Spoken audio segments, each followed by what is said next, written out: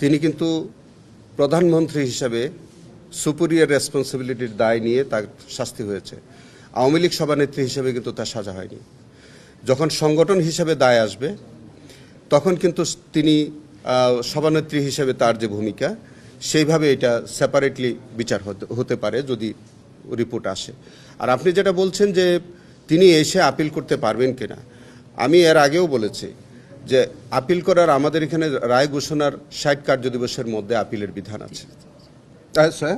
30 দিন, সরি, আমাদের এখানে রায় ঘোষণার 30 কার্যদিবসের মধ্যে আপিলের বিধান আছে।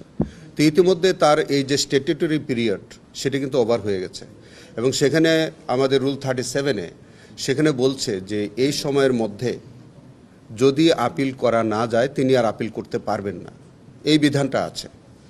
এখন তিনি যদি আসেন এবং তিনি যদি কোনো আইনগত পদক্ষেপ নিতে চান তখনকার অবস্থা কি হয় সেটা বোঝা যাবে। তবে আমরা চাই যে তিনি দেশে আসুন, তিনি তার বিরুদ্ধে যে দণ্ড আছে তিনি সেটা চ্যালেঞ্জ করুক, তিনি আপিল ফাইল করুক, আমরাও চাই। এবং তিনি এই দেশে আসতে তো কোনো আইনগত বাধা নেই। আমি দেখেন এখনো আপিলই হয় নাই। এখন ভবিষ্যতে কি হবে ওই বিষয়ে আমি আর উত্তর দিতে চাই না। আগে তাকে আসতে দিন, তিনি আসুন। আমরাও চাই যে তার বিরুদ্ধে যে সাজাটা হয়েছে তিনি আপিল করুক, বাংলাদেশে তিনি আসুক, এসে এই সাজাটা তিনি চ্যালেঞ্জ করুক।